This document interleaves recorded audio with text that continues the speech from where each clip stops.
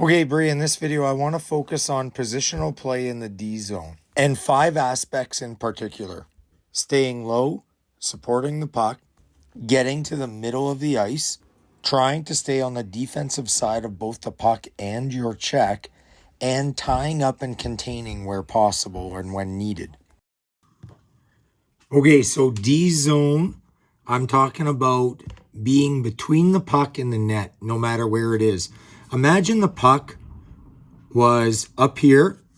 This is where the goalie stands. It would seem really odd if the goalie was up here. As a center, you're obviously not a goalie staying in the crease, but a center up here a lot of times is weird as well. This is where the winger goes. Imagine you are the goalie, but further out, really challenging the play. But also identify that there is a winger in the play. So for you, one of the big things I want you to focus on is when the puck goes to the blue line. This is the winger's puck. You need to stay back in a support position as the center, in line with the net. And if they have a player there, this is the other center. So specifically off of a face-off, you have to tie that kid up. That's your check. Yes, you want to see the puck and you want to block shots if you can, but you want to stay. Puck goes back, their D, your winger goes or comes from here, but you need to stay with your check. When you go by them, they come here and now they're wide open to get a stick on the puck or get a rebound back door. So you need to stay back. Stay with your check. So the puck goes back to the blue line. Even if it comes out of the corner and you're on the wall, get off the wall, get back to the middle of the ice, get into the shooting lane that narrows as it gets closer to the net. This isn't where you want to be. You want to be up here, okay? When the puck is at the blue line. You don't want to be chasing their defense. That's the winger's job. Again, in a straight line, you want to be on that line. This is not great.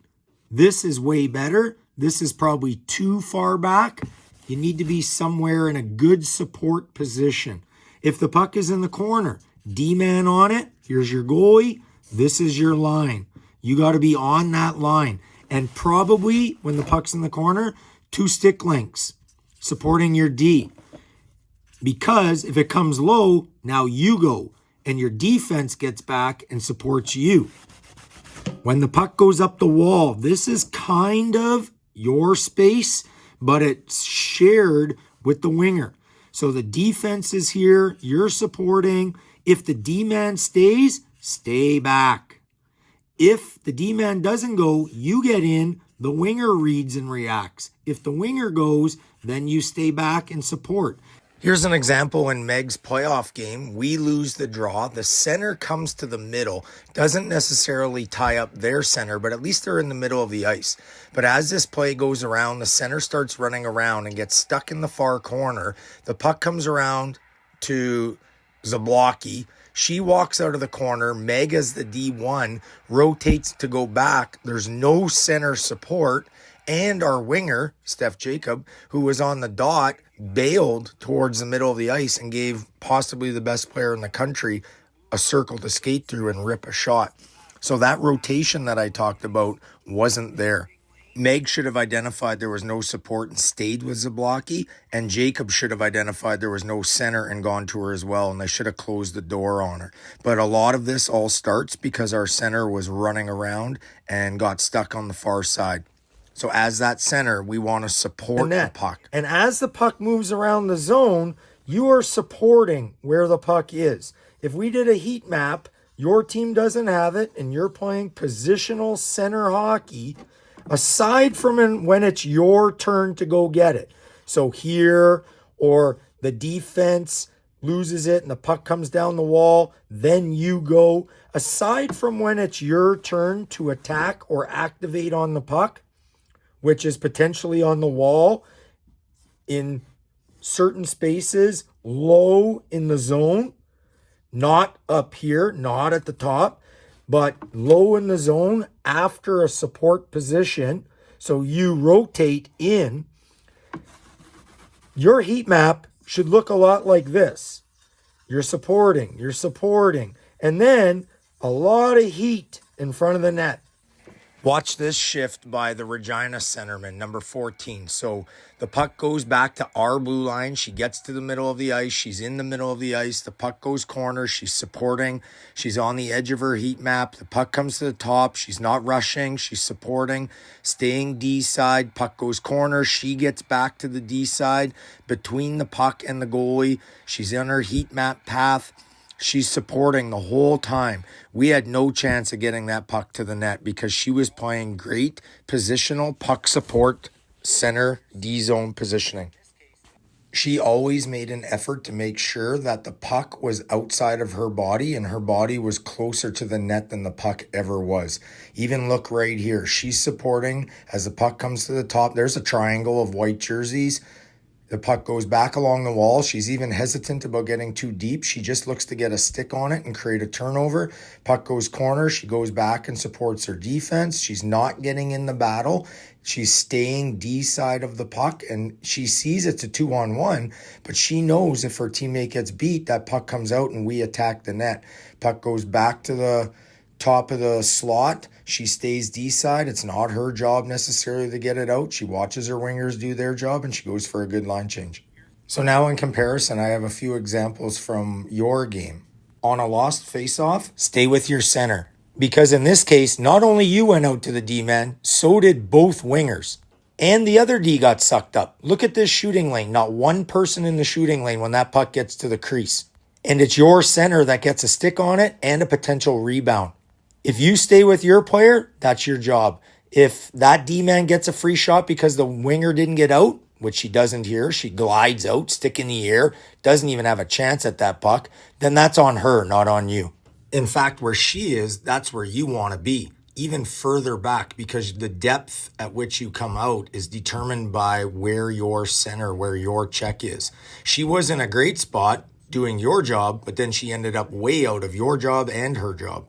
And because you're so high up, now you're racing back to the net late to the party, not helping in the house or at the top of the crease. Okay, so here's another example in this shift. Lose the faceoff, puck goes back to the blue line. I would rather see you just automatically get to the middle of the ice, get in the shooting lane, and stay with your check. Look at the center. We've lost body position on our center already. We're working really hard. We're chasing the puck, but so is everybody else. So everybody's heat map is all over the place. Keep it simple. Stay in the middle. Let your wingers get out to the top. You stay back at the high slot or at the top of the house. And here, as I freeze it, the puck is at the net. There's the house. And look where you are. Again, because you're rushing out high, you're the last one to the party. The puck is bouncing around in the crease and you're skating back to it. If you're in the middle of the ice and lower, you're at the party earlier than everyone. You're eating all the chips and you're helping out. Okay, again, you can only do what you can do. This shift, I'm looking at it again, was a complete debacle. Okay, so the strong side winger, the winger that's supposed to get out to the D-man, stays down low. The weak side winger comes on a big loop, loops around to the opposite side. Now the puck goes in the corner. She comes back to the other side. The puck goes up to her D-man as she's on the far side, and the weak side winger dives out at the D-man. You dive out at the D-man. The puck goes towards the net. The other D is up above the puck, and there's a free scramble. Here's another shift, another example, but this one actually starts off decent. Your team is close to structural 5 on the dice.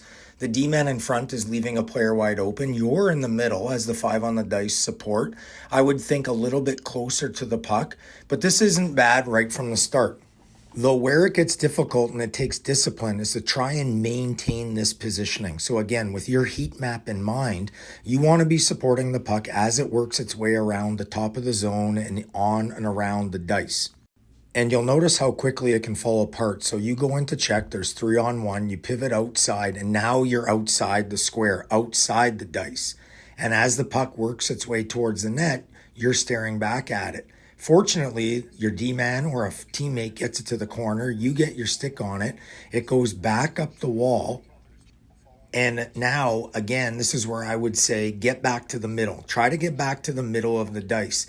Because we're outside of it, the puck is able to squeeze its way back into the middle of the ice, and they end up getting a shot off of this.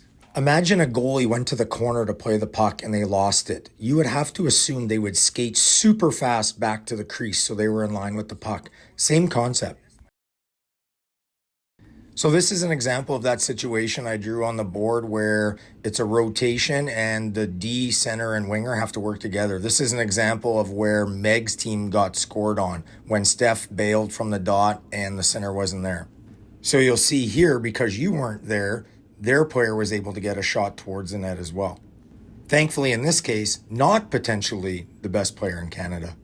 So the goal, again, is to stay on the D side of the puck and the D side of your check. This is good here. I like that you're controlling your aggression and going in the corner, potentially staying D side. But as soon as it turned into a one-on-one battle, we lost body position. And again, she's inside you. It's almost the exact same scenario, and they get another potential shot towards the net. Defense steps up and supports, which is really good. Here, though, you do come back onto the D side. Got to get stick on puck, body on body. Don't let this kid beat you out. So do what you can do. Focus on your heat map, focus on your positioning. The others will fall into place. And at the end of the day, this is going to benefit you not only now, but next year, the year after, and it's going to set you up for more success down the road. It's all part of the process. Okay, ultimately in this shift, you do end up in a really good support position, though it takes a little while to read it. See here how far away you are with the red line? We'd like to be where that yellow circle is sooner. So we want to get in the habit of continuing to keep our feet moving and following the puck and being in a two-stick link support position. See here, your D-man is now in a one-on-one battle, and there's a lot of gap between the puck and the net. So this is where I say you got to be in support between the puck and the net. There's a lot of space in that red circle. We want to be where the yellow circle is. And that will allow us to react to any puck rotation quicker. That said, though, here you're in a good position. Just don't get caught too tight. You want to be in a spot between the puck and the net, so if there's a turnover, you can intercept it and tie up your check or any check. This looks like 5 people in a 1-puck face-off. Okay, so in summary, in the D zone, first of which, don't chase out to their defense, stay low. Support the puck. Try to be 2 stick lengths away. Be in a position that you can attack a loose puck, or you can stick check, stick lift, and take puck. Don't get stuck on the boards in a board battle. Get back to the middle of the ice. Get in the shooting lane. Stay on the defensive side of the puck and your check. Don't let them get closer to the net than you are. And tie up and contain, especially when the puck's in the house or in the crease. Tie up a stick. Use your body. Put a shoulder in somebody, push them and contain them. Not shove and trip and punch, but contain. Don't allow them to skate where they want to skate. So where this might be difficult is you're going to feel like you're the only one who's playing positional hockey. It's not totally true, though. If you watch the defense, they're always, and for the most part, staying back by the net in the corner, because that's what they've been taught since day one. If our forwards and centers and wingers were taught similar positional hockey since day one, there would probably be more structured hockey at this age. So with that said and that understanding, hopefully this isn't too confusing and I've given you enough detail and not too much detail, but I do see those 5 things, especially in the D zone, as key issues. And you can transfer the defensive side of the puck, defensive side of your check to the offensive zone when you're forechecking as well. So either way, hope this makes sense. I hope you watch it a number of times, not just once. I want to see the views go up. And you can apply it this weekend in Fargo. All right, good luck.